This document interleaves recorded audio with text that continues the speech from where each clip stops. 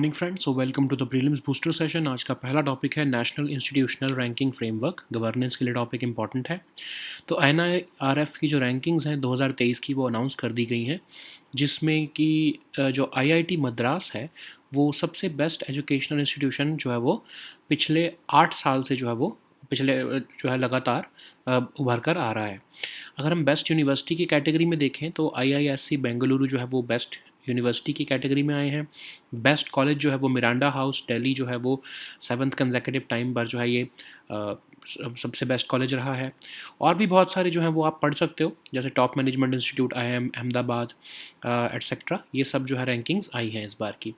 अब एनआईआरएफ जो है सबसे पहली बार 2015 में, उस टाइम पर ministry of human resource development कहते थे मिनिस्ट्री ऑफ एजुकेशन को, उन्होंने प्रपोज किया था और सबसे पहला एडिशन आया 2016 में। पहला ऐसा एफर्ट गवर्नमेंट ऑफ इंडिया ने किया जिससे कि हायर एजुकेशनल इंस्टीट्यूशंस को जो है वो एक रैंकिंग दी जा सके। 2018 से, शुरू में तो ये जो है वॉलंटरी था, लेकिन 2018 से गवर्नमेंट ने इसको मैंडेटरी कर दिया कि even government run educational institutions को इसमें मैंडेटरीली पार्टिसिपेट करना ही पड़ेगा। अब इसके पैरामीटर्स मेंशन किए गए हैं, जैसे कि teaching, learning resources, research and professional practices, graduation outcomes etcetera. इसके बेसिस पर जो है ये रैंकिंग्स दी जाती हैं, और कैटेगरीज भी जो है वो मेंशन की गई हैं कि कौन से कैटेगरीज में ये जो है रैंकिंग्स अनाउंस की जाती हैं। ठीक है। अब इसका सिग्निफिकेंस यही है कि एक तो पूरा डिटेल फीडबैक देता है ये हायर एजुकेशनल इंस्टीट्यूशंस को कि उनके स्ट्रेंथ्स और वीकनेसेस क्या हैं। एनुअल परफॉर्मेंस वो अपनी जो है वो और अपने कंपेटर की जो है वो उसको मॉनिटर कर सकते हैं हर साल इस रैंकिंग फ्रेमवर्क के थ्रू। और इनको जो है बेनिफिट और क्या मिलता है कि एक क्रेडिबल रिसोर्स बन जाता है पेरेंट्स के लिए, कि वो अपने जो है बच्चों के लिए या इवन स्टूडेंट्स के लिए भी, कि वो जो चॉइस कर रहे हैं जिस हायर एजुकेशन इंस्टीट्यूशन में पढ़ने की, क्या उसकी जो है क्रेडिबिलिटी है या नहीं है। ठीक है। ऑफ कोर्स एजुकेशनल इंस्टीट्यूशंस को भी जो है वो अपनी रिकॉग्निशन देने का जो है एक चांस मिल जाता है ना। तो ये एक तरह से ऑल राउंड बेनिफिट सबके लिए ही होता है। नेक्स्ट हम टॉपिक देखते हैं परचेजिंग मैनेजर्स इंडेक्स। इकोनॉमी के लिए टॉपिक इंपॉर्टेंट है।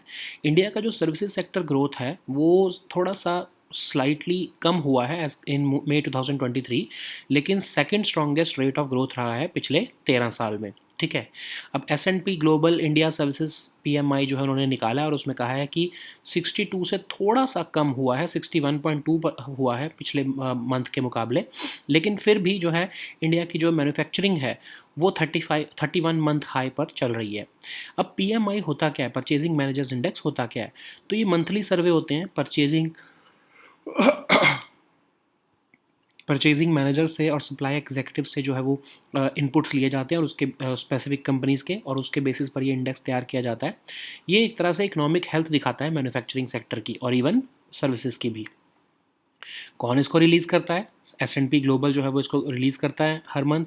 और इसको कैलकुलेट कैसे किया जाता है? बेसिकली जो परचेजिंग मैनेजर्स होते हैं कंपनीज़ में, स्पेसिफिक कंपनीज़ में जो क्रेडिबल कंपनीज़ हैं, उनको एक क्वेश्चनेयर दिया जाता है और उनसे पूछा जाता है कि आपका कितने ऑर्डर आए हैं पिछले महीने, क्या आपका आउटपुट रहा है, एम्प्लॉयमेंट, सप्लायर की डिलीवरी कैसी रही है, इन्वेंट्रीज कैसी रही हैं। तो इसके बेसिस पर आप जो है वो देख पाओगे कि इकोनॉमिक एक्टिविटी जो है इन पर्टिकुलर जो है टॉप कंपनीज़ में कैसी चल रही है। तो उसके बेसिस पर ही ये एक कॉम्पोजिट इंडेक्स तैयार किया जाता है। ठीक है। अब 50 से ऊपर की अगर कोई भी जो है रैंक आ रहा है तो ऑफकोर्स उसका मतलब कि एक्सपेंशन हो रही है इकोनॉमिक एक्टिविटी में। अगर 50 से नीचे का कोई भी रैंक आता है तो उसका मतलब इकोनॉमिक एक्टिविटी जो है वो कॉन्ट्रैक्ट हो रही है। ठीक है। अब एक तरह से ये इकोनॉमिक एक्टिविटी का हमारे लिए इंडिकेटर बन जाता है, और कॉरपोरेट जो आपके अर्निंग्स का भी एक तरह से इंडिकेशन देता है ये, जिसकी वजह से जो है इन्वेस्टर्स इसके ऊपर क्लोजली वॉच रखते हैं। नेक्स्ट हम टॉपिक देखते हैं इलेक्ट्रॉनिक इंटरलॉकिंग सिस्टम। गवर्नेंस और साइंस एंड टेक दोनों के लिए इंपॉर्टेंट है। तो इलेक्ट्रॉनिक ट्रैक मैनेजमेंट सिस्टम जो कि रेलवेज़ यूज़ करता है वो एक फोकस बन गया है इन्वेस्टिगेशन का, क्योंकि उड़ीसा में बालासोर डिस्ट्रिक्ट में आपको पता है एक रीसेंट ट्रेन क्रैश हुआ है, बहुत ही डेडली। ठीक है। तो अब मिनिस्टर ऑफ रेलवेज़ जो है उनका कहना है कि किसी वजह से, चाहे वो सैबोटाज हो, बट किसी वजह से इलेक्ट्रॉनिक इंटरलॉकिंग और पॉइंट मशीन के अंदर जो है वो चेंज हुआ था, जिसकी वजह से ये एक्सीडेंट हुआ है। तो बहुत से ऐसे पैरामीटर्स देखने को मिल रहे हैं जिसकी वजह से लग रहा है कि कोई ये सैबोटाज मिशन भी हो सकता है, जिसमें कि ये एक्सीडेंट जो है वो प्लान करके किया हो। इसीलिए गवर्नमेंट ने CBI इंक्वायरी भी इसके ऊपर डाल दी है। अब एनीवेज हम देखते हैं इंटरलॉकिंग सिस्टम होता क्या है। तो एक क्रूशियल सेफ्टी मैकेनिज्म है जो कि ट्रेन की मूवमेंट्स जो होती हैं उसको उसको जो है फैसिलिटेट करने के लिए रेलवे ट्रैक्स पर यूज़ किया जाता है। तो इसमें सिग्नल्स पॉइंट्स ये सब का इस्तेमाल किया जाता है और इंटरकनेक्टेड इनको रखा जाता है ताकि मैकेनिकली भी और इलेक्ट्रिकली भी और दोनों तरीके से जो है ये इलेक्ट्रिकली और मैकेनिकली दोनों को कंट्रोल किया जाता है। अब ट्रेन जब एक ट्रैक से दूसरे ट्रैक पर जब मूव करनी होती है ताकि या फिर एक जंक्शन से दूसरे जंक्शन पे मूव करनी होती है उस समय ये इंटरलॉकिंग सिस्टम बहुत काम आता है। ठीक है, तो ये कंप्यूटर बेस्ड सिस्टम है, सॉफ्टवेयर बेस्ड सिस्टम है। इसमें ट्रेन को गो अहेड तभी मिलता है जब आगे का रूट खाली होता है। ठीक है, अब इसमें क्या होता है कि जो इस सिस्टम को संभाल रहे हैं वो ट्रेंड पर्सोनल होते हैं और वो रिस्पॉन्सिबल होते हैं सिग्नल्स को सेट करने के लिए। वैसे तो ये ऑटोमेटेड होता है मोस्टली, बट इसमें ट्रेंड पर्सोनल का भी बहुत बड़ा रोल होता है। अब 3 क्रूशियल एलिमेंट्स होते हैं इसके, सिग्नल, ट्रैक सर्किट और पॉइंट स्विच। अब आप ज़्यादा आपको बहुत डिटेल में जाने की ज़रूरत तो नहीं है क्योंकि आपने तो चलानी नहीं है ट्रेन, है ना। तो एनीवेज अब हम देखते हैं इसकी फंक्शनिंग कैसे होती है। अब इसमें होता है कि 2 फैक्टर्स जो हैं वो डिटरमिन करते हैं कि कैसे ट्रेन आगे प्रोसीड करेगी। डायरेक्शन कि क्या किस डायरेक्शन में जा रही है जो ट्रेन, और क्या कोई ऑल्टरनेट ट्रैक जो जिस पे जो है वो क्लियर है या नहीं है। ठीक है, तो ये बेसिकली एक ट्रेन को जो है वो अवेलेबल ट्रैक के बारे में जो है जंक्शन में गाइड करता है। तो स्पेशल सर्किट्स जो है इंश्योर करते हैं कि कोई और ट्रेन वहाँ पर एंटर ना करे। सारी एक्टिविटीज़ जो है वो डेटा लॉगर के पास जो है वो प्रोसेस की जाती हैं। तो बेसिकली ये डेटा लॉगर क्या होता है, जैसे कि आपके एयरक्राफ्ट में क्या होता है, ब्लैक बॉक्स। ठीक है, जिसके बेसिस पर जो है आप सारी जो भी अगर कोई इंसिडेंट हुआ हो तो आप उसकी जानकारी ले सकते हो। अब ये सेंसर जो है इंस्टॉल किए जाते हैं ट्रैक्स पे ताकि पूरी जितने जो ट्रेन के पहिए हैं जितने जा चुके हैं ट्रैक्स के ऊपर से उसके ऊपर नज़र रखी जाए। ठीक है, तो ये बेसिकली काउंट करता है कि कितने पहिए इसके ऊपर से गुजर चुके हैं ट्रैक्स के ऊपर जो ये सेंसर्स होते हैं। और अगर कोई भी कंपोनेंट, चाहे वो सिग्नल हो, चाहे ट्रैकिंग डिवाइस हो या सर्किट बोर्ड हो, अगर कोई भी सिग्नल में जो है कोई प्रॉब्लम आती है तो ये ऑटोमेटिकली जो है सिग्नल को, सारे सिग्नल जो आगे होते हैं उनको रेड कलर का कर देता है ताकि ट्रेन रुक जाए इंस्टेड ऑफ क्रैशिंग। ठीक है, तो इसीलिए कहा जा रहा है कि ये इतना फूल प्रूफ सिस्टम है, फिर भी अगर एक्सीडेंट हो रहा है तो देर इज़ अ चांस कि कोई सैबोटाज इसमें इन्वॉल्व होगा। नेक्स्ट हम टॉपिक देखते हैं district legal services authority. Governance के लिए टॉपिक इंपॉर्टेंट है। रिसेंटली डिपार्टमेंट ऑफ जस्टिस जो है उन्होंने जो है district legal services authority west Tripura के साथ एक door to door legal aid campaign चलाया है। तो डिस्ट्रिक्ट लीगल सर्विसेज अथॉरिटी क्या है, लीगल सर्विसेज अथॉरिटीज़ एक्ट के अंदर इसको बनाया गया है फ्री लीगल एड और सर्विसेज देने के लिए वीकर सेक्शंस ऑफ सोसाइटी को। एक स्टेचुटरी बॉडी है ये और फ्री लीगल सर्विसेज देती है। ठीक है, सिटीजन्स को, अगर वो अपना एक्सपेंडिचर जो है वो बेयर नहीं कर सकते हैं तो। अब आर्टिकल 39A में हमारे DPSP यही कहते हैं ना कि फ्री लीगल सर्विसेज देने का भी जो है स्टेट की जिम्मेदारी है। अब कंपोजिशन अगर हम देखें DLSA की, डिस्ट्रिक्ट लीगल सर्विसेज अथॉरिटी की, तो ये एक बॉडी है जिसको स्टेट गवर्नमेंट कॉन्स्टिट्यूट करती है chief justice of high court के जो है कंसल्टेशन के साथ। डिस्ट्रिक्ट जजेस के चेयरमैन होते हैं। इसके जो मेंबर्स होते हैं वो गवर्नमेंट अपॉइंट करती है chief justice of high court के जो है वो कंसल्टेशन के साथ। जो इसमें पर्सन्स अपॉइंट होंगे वो कम से कम सबऑर्डिनेट जज या सिविल जज की जो है वो रैंक पर होने चाहिए। इसमें असिस्टेंट कमिश्नर भी जो है अपॉइंट किए जाते हैं एज मेंबर सेक्रेटरी। इनकी जो सैलरी अलाउंसेज होती हैं वो स्टेट गवर्नमेंट डिसाइड करती है chief justice of high court के साथ कंसल्टेशन करके। नेक्स्ट हम टॉपिक देखते हैं वन धन विकास केंद्र। ये टॉपिक आपके सोशल इश्यूज़ के लिए इंपॉर्टेंट है। तो 120 ट्राइबल विमेन मेंबर जो हैं उड़ीसा के स्टेट वन धन विकास केंद्र के, उन्होंने laddoo, cake, jam, toffee, pickle, squash, pakora, biscuit सब बनाए हैं महुआ फ्लावर्स का इस्तेमाल करते हुए। तो महुआ फ्लावर्स क्या हैं ये भी देखेंगे। पहले तो हम देखते हैं कि वन धन विकास केंद्र क्या है। तो वन धन विकास केंद्र जो है ट्राइफेड ने चलाया था स्कीम 2018 में, वन धन स्कीम, जिसमें कि वन धन विकास केंद्र जो है वो एक तरह से लाइवलीहुड अपॉर्चुनिटीज़ जो है वो देते हैं, एंटरप्रेन्योरशिप अपॉर्चुनिटीज़ देते हैं ट्राइबल फॉरेस्ट गैदरर्स को। ठीक है, अब आप देखते हैं महुआ ट्री क्या होता है। महुआ ट्री जो है बेसिकली आपके सदर्न एशिया में कल्टीवेट किया जाता है वाइल्ड में, और ये ड्राई ट्रॉपिकल और सब ट्रॉपिकल फॉरेस्ट में जो है इसको कल्टीवेशन होती है, जिनका ऑल्टीट्यूड ऑलमोस्ट 1200 टू 1800 मीटर है। एनुअल रेनफॉल यहाँ पर 500 मिलीमीटर से 1500 मिलीमीटर चाहिए होती है। और ये लोमी और सैंडी लोम सॉइल्स में जो है ये जो है इसको उगाया जा सकता है। सो नेक्स्ट हम देखते हैं Agra fort, art and culture के लिए टॉपिक इंपॉर्टेंट है। तो आरटीआई की एक डाली गई थी, आर्कियोलॉजिकल सर्वे ऑफ इंडिया से पूछा गया था कि आगरा फोर्ट जो है वो किसने बनाया है, तो ऑफ कोर्स उसके ऊपर जो है अभी तक कोई जानकारी अवेलेबल नहीं है।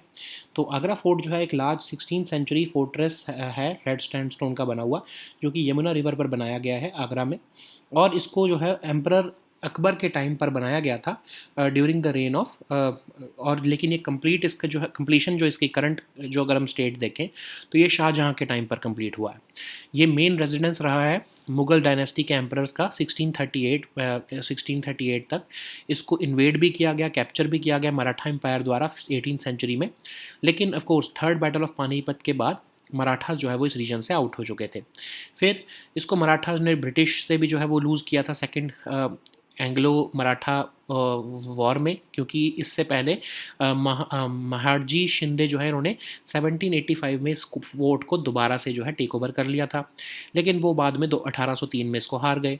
ठीक है, 1857 के जो रिवोल्ट में भी ये बहुत बड़ी एक साइट रहा ब्रिटिश ईस्ट इंडिया कंपनी के रूल के अगेंस्ट। ठीक है, अब इसके हम फीचर्स देखें तो ये क्रिसेंट शेप बना हुआ है, इसमें मेज ऑफ बिल्डिंग्स हैं, Khizri gate, Amar Singh gate, Delhi gate, Ghazni gate, इसमें जो है 4 तरह के गेट हैं मेन। और अगर हम देखें तो ये यूनेस्को वर्ल्ड हेरिटेज साइट का इसको स्टेटस मिला हुआ है 1983 से। नेक्स्ट हम टॉपिक देखते हैं एक्सरसाइज एकता। तो ये टॉपिक आपके इंटरनेशनल रिलेशंस के लिए इंपॉर्टेंट है, सिक्योरिटी के लिए भी इंपॉर्टेंट है। तो इंडियन नेवी डाइवर्स और मरीन कमांडोज जो है वो मालदीव्स में 6th एडिशन ऑफ एक्सरसाइज एकता के लिए जो है गए हैं। तो ये एक्सरसाइज एकता जो है एनुअल एक्सरसाइज है, इंडियन और मालदीव्स की नेवी के बीच में होती है। अगर हम इंडिया मालदीव्स के रिलेशन के बारे में देखें तो ऑफकोर्स मालदीव्स हमारे लिए बहुत ही स्ट्रेटेजिकली इंपॉर्टेंट है। 2016 में हमने उनके साथ comprehensive action plan to consolidate defence partnership जो है वो साइन किया था। इंडियन आर्मी और मालदीव्स की जो नेशनल डिफेंस फोर्सेस हैं वो एक्सरसाइज इक्विवेलेंट भी करती हैं साल 2009 से, जो कि जिसका मीनिंग अगर हम देखें तो धिवेही लैंग्वेज में फ्रेंड्स है।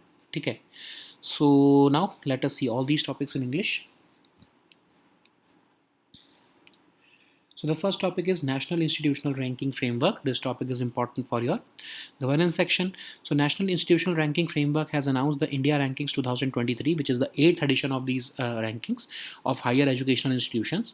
So of course, like in the last 8 years, like in the last 5 years, IIT Madras has remained the best educational institution in overall rankings, and it has remained the best engineering college for the 8th consecutive years. IISc Bengaluru has remained the best university in the country for 8 years in a row, and best college is Miranda House in Delhi. Okay. Similarly, IIM Ahmedabad is the top management institute, and so on. So what are these NIRF rankings? So in 2015, Ministry of Education, it was at that time called Ministry of Human Resource Development, proposed this, and the first edition came in 2016. So it was the first ever effort of the government of India to give an outline of methodology to rank higher education institutions across the country. So initially it was voluntary, but since 2018 it is mandatory for all government-run educational institutions to participate in it. Okay, so there are certain parameters like teaching, learning resources, research, professional practices, etc., based upon which these rankings are generated, and there are 13 categories of ranking on which in which the top rankings are given. So it is very important because it helps the higher educational institutions to understand their strengths and weaknesses. It gives them a detailed feedback regarding the same. Though also they can monitor their annual performance as well as of their competitors. It also attracts industry for better placement and becomes a credible source for parents and students to learn about their higher educational institutions. Okay, it also builds the brand of that higher educational institution and gives them widespread recognition. So the next topic is Purchasing Managers Index. This topic is important for our economy section. India's services sector growth has eased slightly in May 2023, but it has still registered the second strongest rate of growth in close to 13 years. So S&P Global has said that there has been a slight fall in the services category, but still the manufacturing sector remains at the 31-month high in May 2023. So what is PMI? PMI is calculated on the monthly basis through monthly surveys of purchasing managers and supply executives from specific companies. Basically, it gives an indication of economic health of our manufacturing sector. So it is released by S&P Global every month, and this data is collected by using a questionnaire which seeks factual information from the purchasing managers of certain companies regarding how much new orders they got, what is the output of in their company, what is the employment status, supplier deliveries, inventories, new export orders, etc. So basically a composite index is prepared to give a overview of the economic activity in the country. So any figure above 50 means expansion in economic activity, and any figure below 50 means contraction. Okay, so this is a good leading indicator for of economic activity in the country. It is also closely watched by the investors because it gives an indication of corporate earnings. So the next topic is electronic interlocking system. This topic is important for your governance and science and tech section. So an electronic track management system which is used by the Indian Railways has become the focus of investigations after the recent train crash in Odisha's Balapur district. So Minister of Railways has also said that there was a change made in this interlocking system which led to the accident. So there is a possibility, that's why CBI inquiry has been recommended, that this was a sabotage operation. So anyways, what is interlocking system? So interlocking system is a crucial safety mechanism which is used in the operation of train movements on railway tracks. So it is basically a mechanism which controls the movement of trains so that trains can move more safely through a controlled area.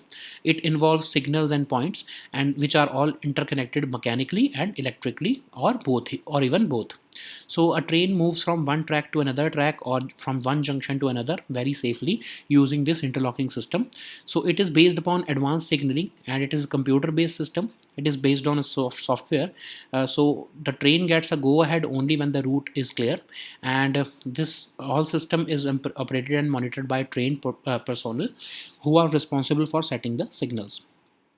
So how does it work? So it uses two factors to determine whether a train can proceed. First of all, the direction of that track and whether the alternate track is clear. Okay, so it guides the train to an available track at a junction. Special circuits ensure that another train cannot enter to that track at the same time. So all activities are recorded in a microprocessor based system called a data logger. It is comparable to a black box that we find in an aircraft. So sensors are installed on the tracks which detect the passage of the wheels on the rails of the rail, and these sensors count how many sets of wheels have already passed over them so that they can determine whether the entire train has passed through them or not. Okay, so if any of the component fails, then the system will work to stop the incoming train, and this is if any of the system fails, then all the signals turn red and all train operations at that time stop. Okay, so the next topic is District Legal Services Authority. This topic is important for your governance section. Recently, under Department of Justice, Nyay Bandhu has in association with, of course, District Legal Services Authority West Tripura, has organized a door-to-door legal aid campaign. So what is District Legal Services Authority? It is formed under the Legal Services Authorities Act of 1987 to provide free legal aid and services to the weaker sections. So it's a statutory body, and of course under Article 39A, the DPSP, the Indian state has the duty to provide free legal services to the citizens of India. So uh, uh, if, of course, if they are unable to bear the expenditure. Okay, so this District Legal Services Authority consists of a uh, body which shall be constituted by the state government in consultation with the Chief Justice of that High Court. So the district judge serves as the chairman. The members are nominated by the government in consultation with the Chief Justice, and they must be at least of a subordinate judge or civil judge rank. Assistant Commissioner is also acting here as the member secretary of the district authority, and they are all entitled to salary and allowances, which are determined by state government in consultation with the Chief Justice of that High Court. So the next topic is Vandhan Vikas Kendras. This topic is important for your economy and social issues both. So 120 tribal women members of Odisha State's Vandhan Vikas Kendra have prepared laddu, cake, jam, toffee, pickle, squash, etc. from mahua flowers. So you know Vandhan Vikas Kendras was is a part of Vandhan scheme, which was launched in 2018 by Ministry of Tribal Affairs and TriFed. And Vandhan Vikas Kendra clusters basically provide the Vandhan Vikas Kendras economies of scale, and it provides livelihood and market opportunities to and also entrepreneurship opportunities for tribal forest gatherers. What is mahua tree? This tree is basically cultivated or harvested in the wild in southern Asia for its edible flowers and even oil seeds. So it is grown in marginal areas of dry tropical and subtropical forests at an altitude of about 1200 to 1800 meters. I'm sorry, yes, meters. So it generally grows well when the annual rainfall is between 500 millimeter to 1500 millimeter, and it requires loamy or sandy loam soils. So the next topic is Agra Fort. This topic is important for your art and culture section. So recently an RTI was filed and Archaeological Survey of India has replied that they have no information on who built the Agra Fort as of now. Okay, so Agra Fort is a large 16th century fort of red sandstone, which is located on the banks of Yamuna River in, of course, the city of Agra.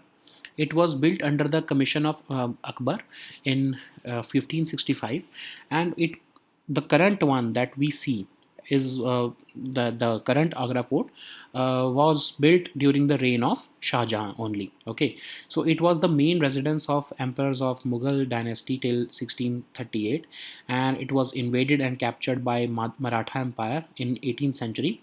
But after the defeat of them in third battle of Panipat, it got out of their control. But finally, it was again recaptured by Maharji Shinde in 1785.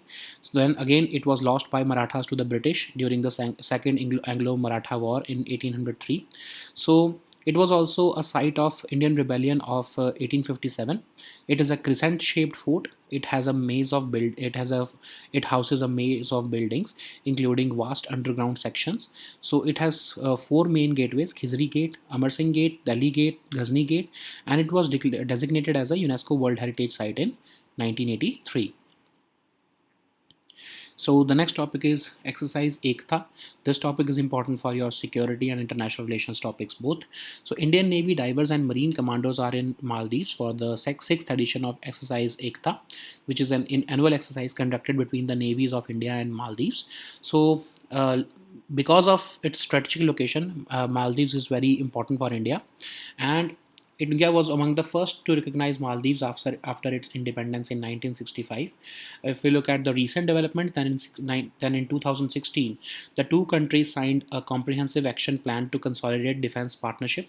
And apart from this exercise Ekta, we also conduct exercise Ekuvirin, which means friends, since 2009 between the Indian Army and Maldives National Defense Forces. Okay. So these were our topics for today. We'll meet next time with new topics. Until then, goodbye and take care.